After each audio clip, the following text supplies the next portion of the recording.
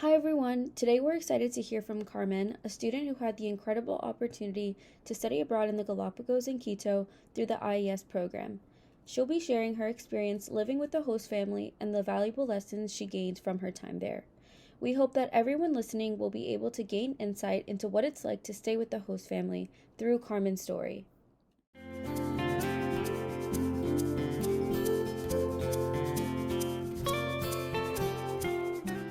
Welcome, Carmen, to the podcast.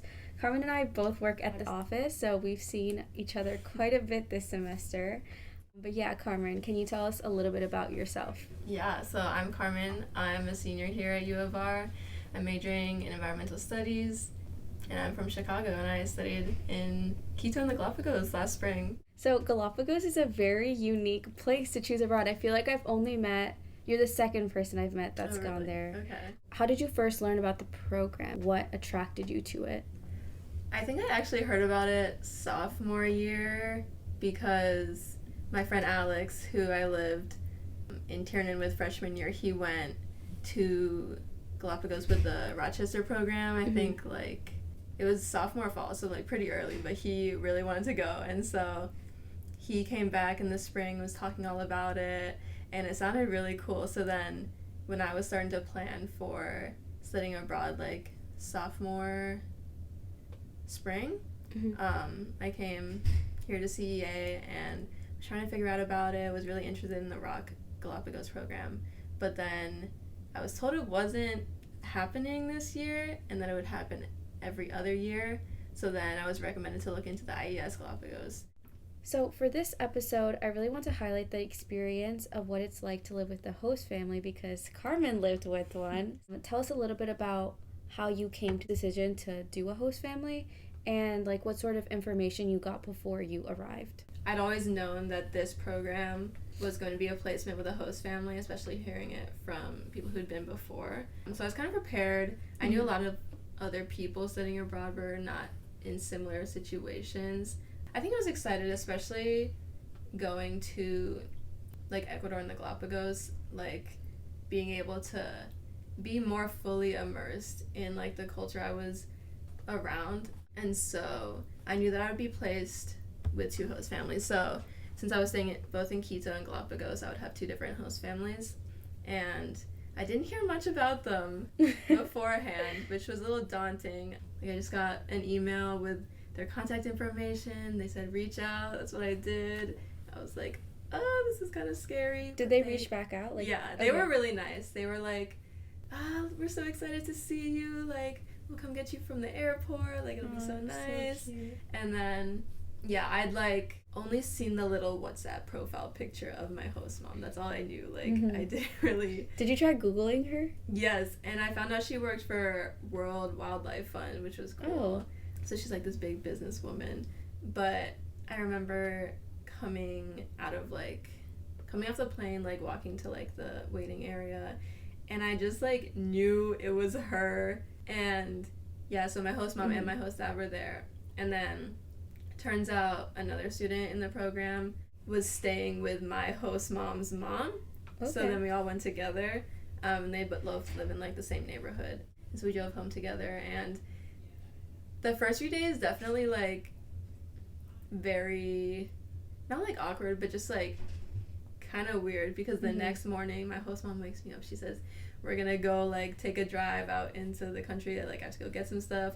Let's go. And she took me and that other girl, and it was kind of very sudden. We just started getting into the daily life, I guess. And it was kind of hard because at that time I was experiencing a lot of homesickness, but it was very conflicting with how nice they were being and welcoming.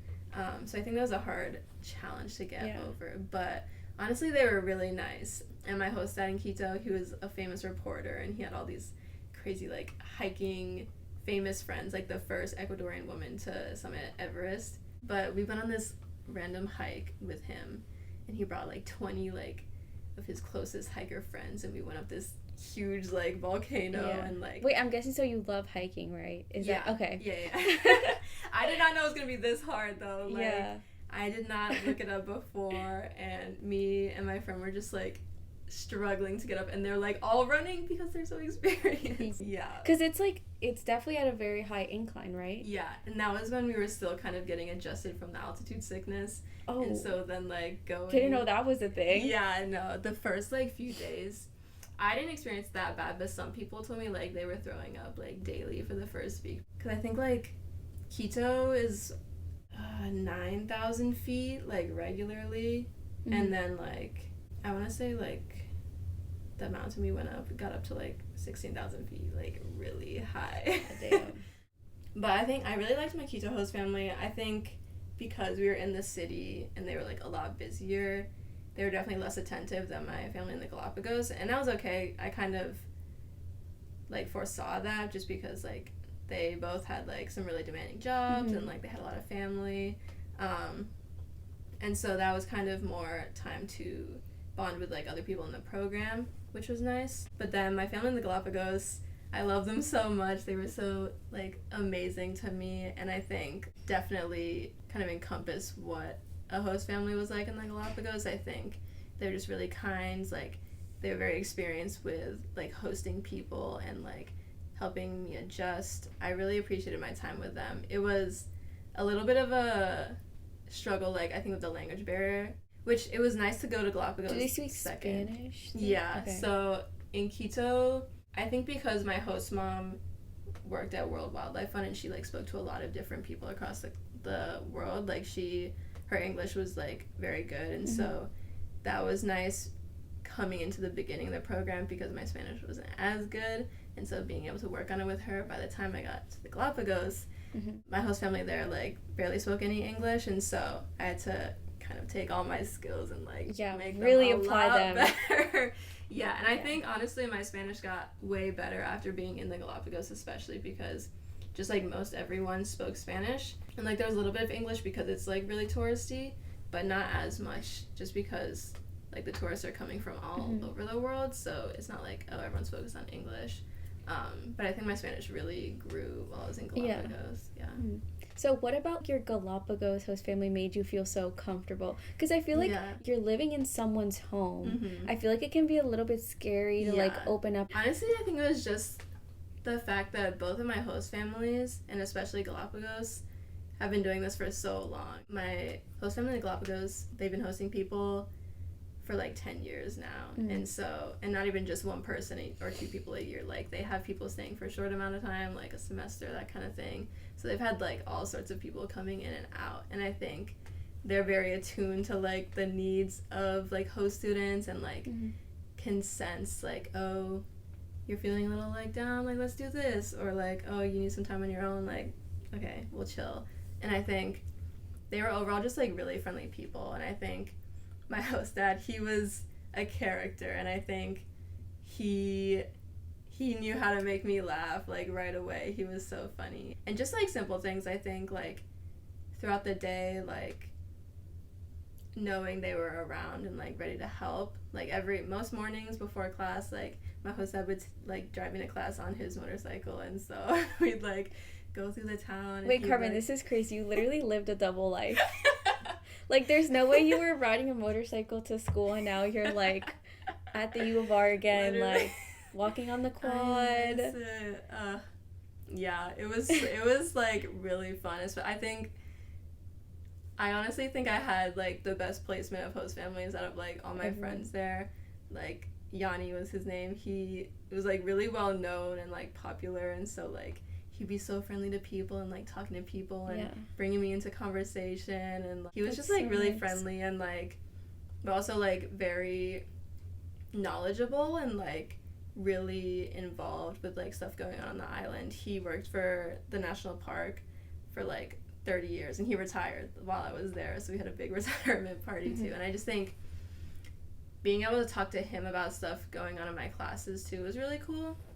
So I was taking a lot of classes about, like climate change on the island, how that's affecting the island, how tourism is affecting the island, and he was very in tune with that, and, like, being able to hear from a professor and then also from a local about the issues going on there, I feel like was really cool. Yeah. That's crazy. This is insane to me. Oh my gosh. And Carmen was telling me earlier that Galapagos is a pretty small island. Like, yeah. I want to say the town that I was staying in, like, the island had the town, the main town, and then kind of, like, not, like, suburbs, but just, like, kind of outskirts where people would live. But the town had a population, I want to say 3,000, and that's, like, one of the higher populated islands. There's one more, Santa Cruz, that has probably over 10,000. It's, like, more urbanized, but then we visited an island that had 150 people. Like, they all knew each other. got it. I don't think I'd be able to survive on that island. No, that one was crazy. Like, so they're just all, like, friends, I guess. I don't know. I would hope so, because, like, imagine living on an island with 150 people and there's people you don't like. Yeah, no, you'd run into the ops really often. Yeah, but honestly, I think being on, like, an island that was, like, that many people right after being in Quito, which had, like, a lot of people, I think Quito felt more familiar, being from Chicago, so there were, like, just, like, a lot of people around, and, like, it felt like a city, like, very familiar. And then coming to Galapagos was, like, a very big change, but I really liked it. I think I went abroad to, like, be somewhere new and, like, in a very new environment, and this was definitely new.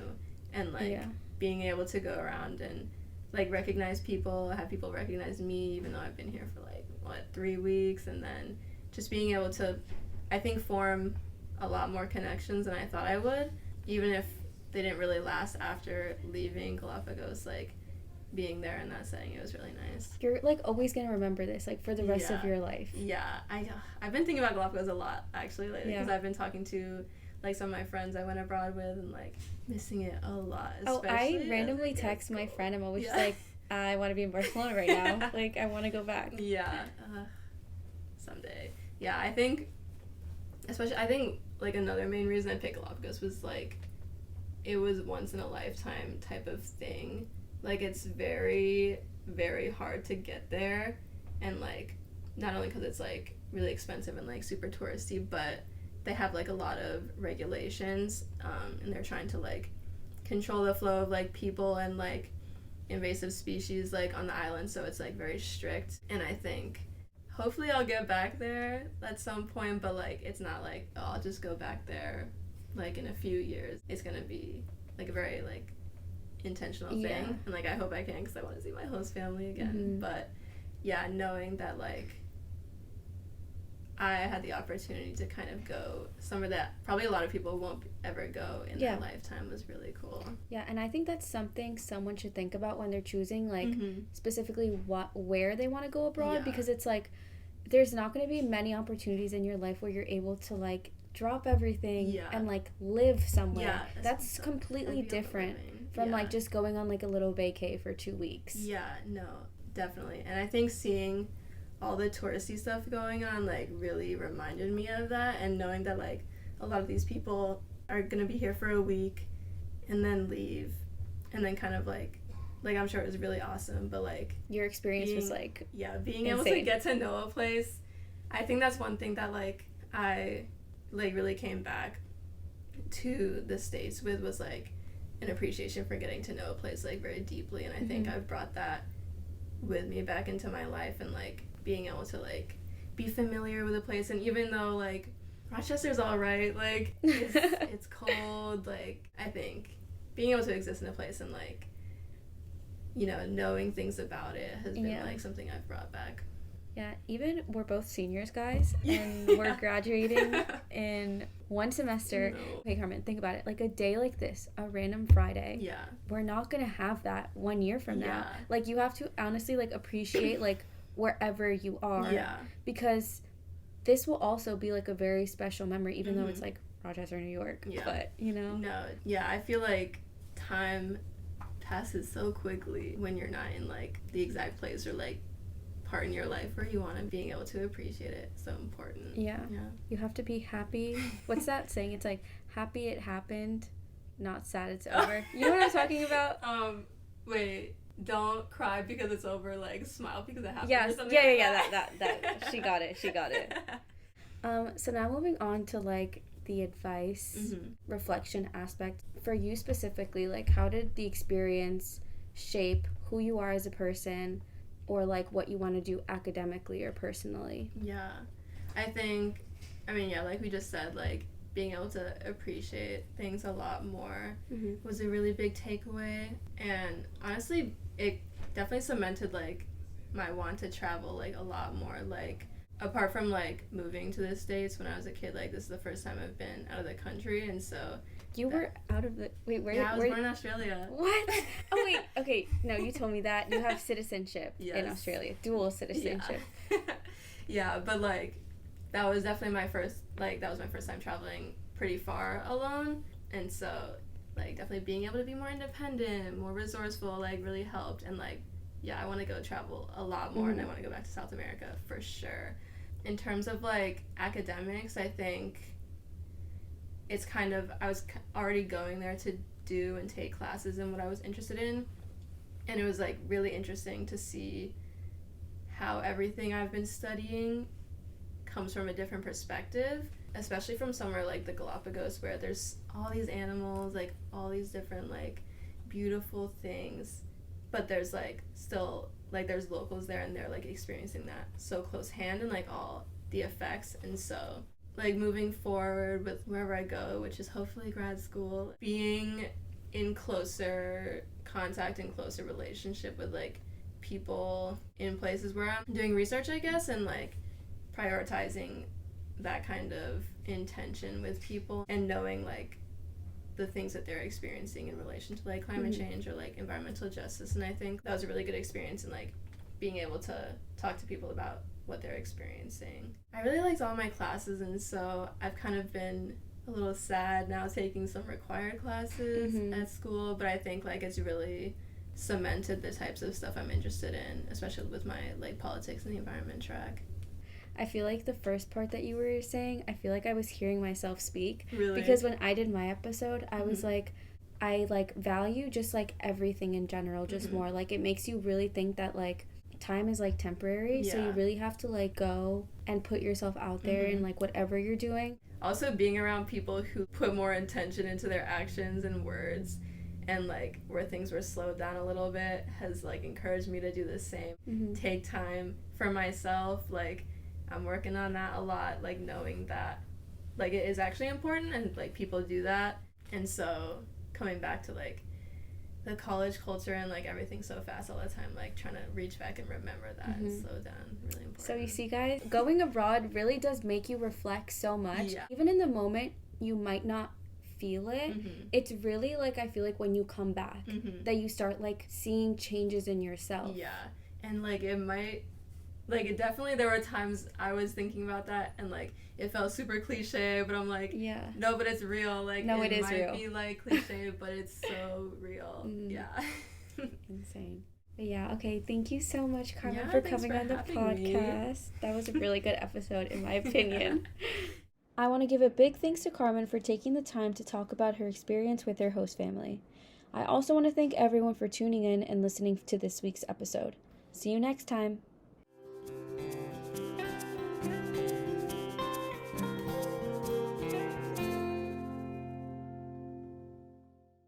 We'd like to remind you that the opinions expressed by our guests on this podcast do not necessarily reflect the views or opinions of the Center for Education Abroad or the University of Rochester. Our podcast aims to foster dialogue, critical thinking, and exploration of various topics related to education abroad. We encourage listeners to consider multiple viewpoints, engage in respectful discourse, and form their own opinions. Thank you for tuning in and being part of our community.